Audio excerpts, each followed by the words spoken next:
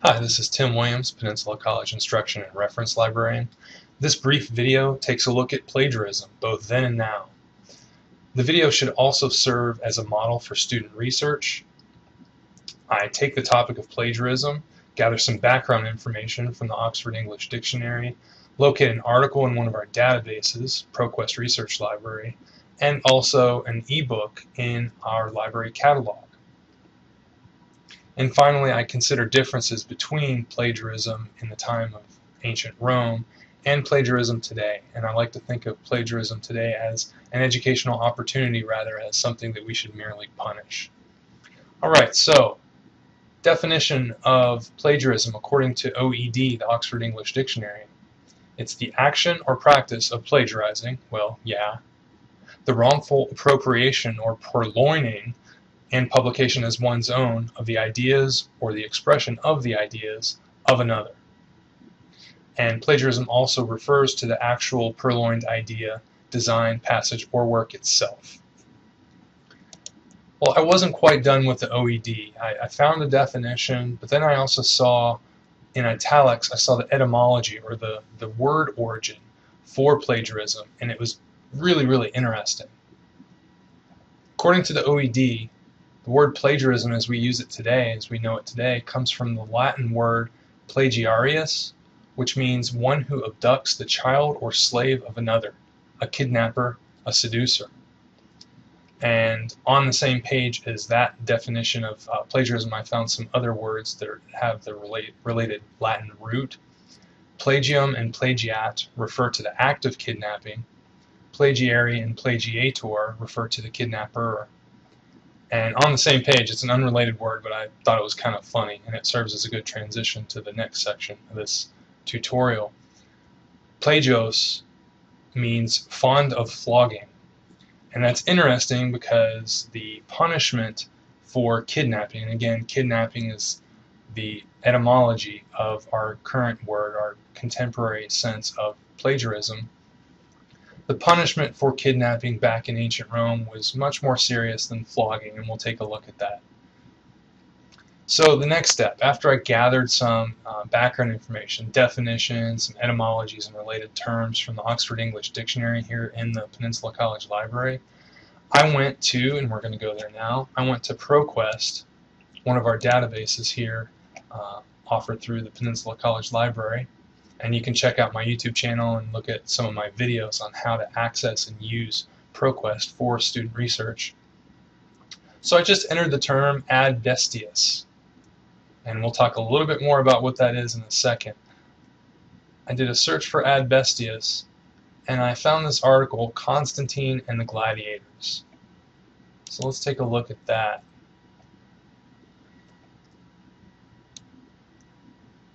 And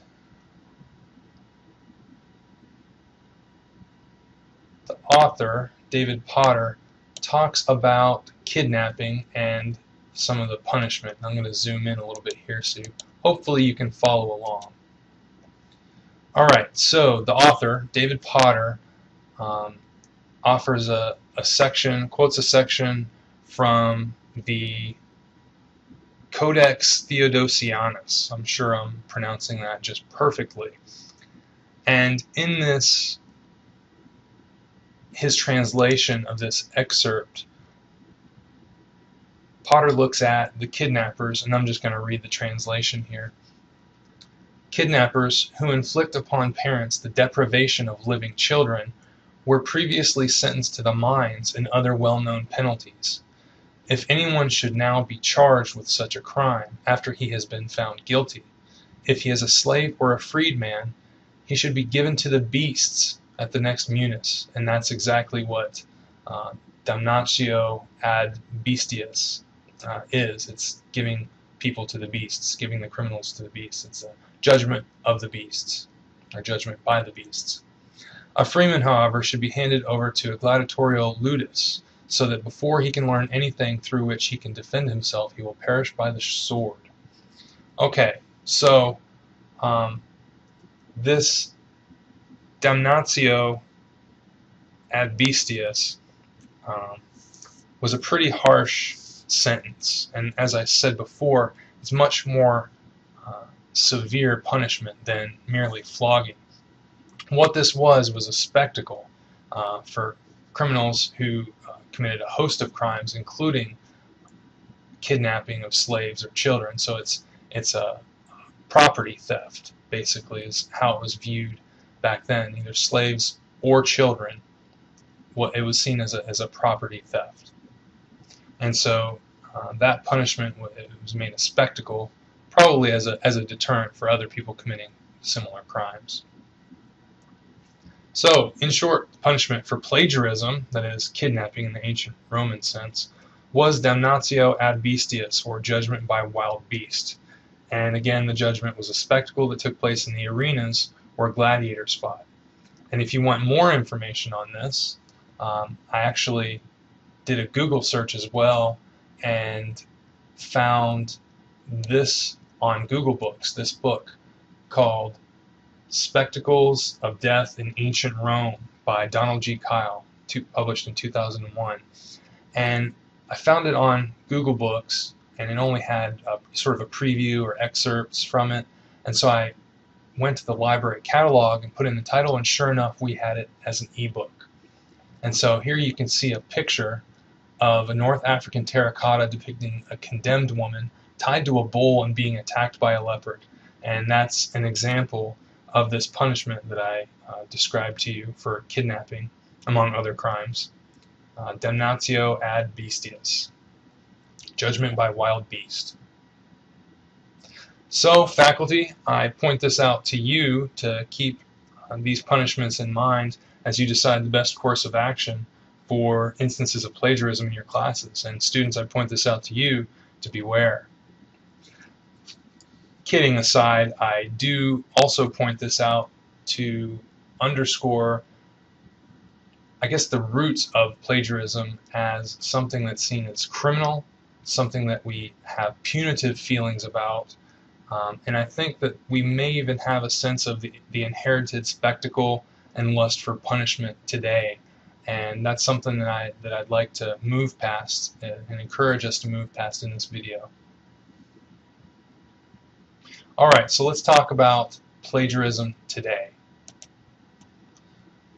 And here I'm at the Harvard Guide to Using Sources website. It's created by the Harvard College Writing Program.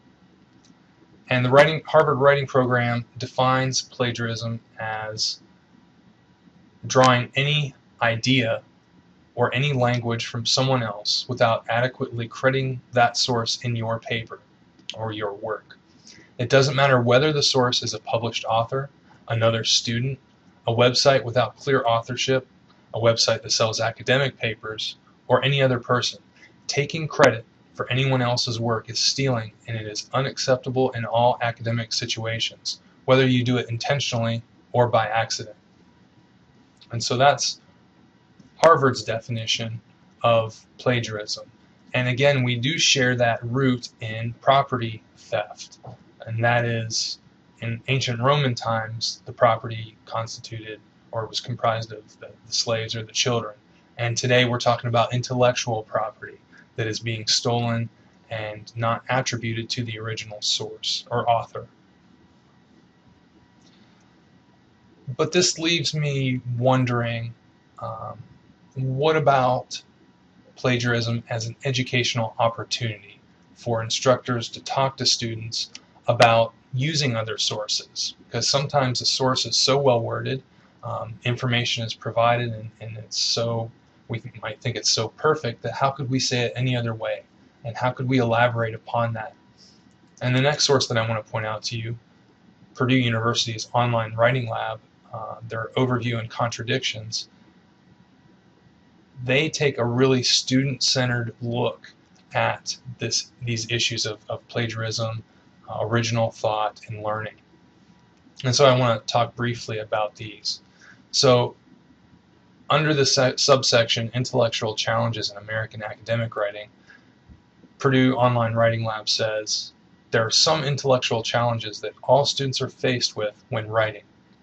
Sometimes these challenges can almost seem like contradictions, particularly when addressing them within a single paper. For example, American teachers often instruct students to develop a topic based on what has already been said and written, but to write something new and original. That's kind of a tightrope there for students. Teachers often instruct students to rely on experts and authorities' opinions, but improve upon and or disagree with those same opinions. So it becomes a struggle to splice our own voice or include our own voice into these conversations and analyses. Teachers often instruct students to give credit to previous researchers, but to make your own significant contribution. And improve your English to fit into a discourse community by building upon what you hear and read, but use your own words and your own voice. So I thought this was a really interesting presentation of the struggles from the student perspective, how to not only acknowledge information from reputable sources and scholarship, but to actually contribute original thought to those topics. The last thing that I want to look at in this video are some resources to not help avoid plagiarism, but to educate students about plagiarism. And so, turnitin.com. A lot of people are familiar with that. A lot of students may have used it, and instructors may encourage students to use Turnitin in classes. I don't think of Turnitin as a gotcha, as a policeman pulling you over. I think of it as a tool for students and instructors to grow from the challenges we just discussed, to both develop topics based on what has been said and to rely on experts, but to also contribute your own stance or your own voice and analysis.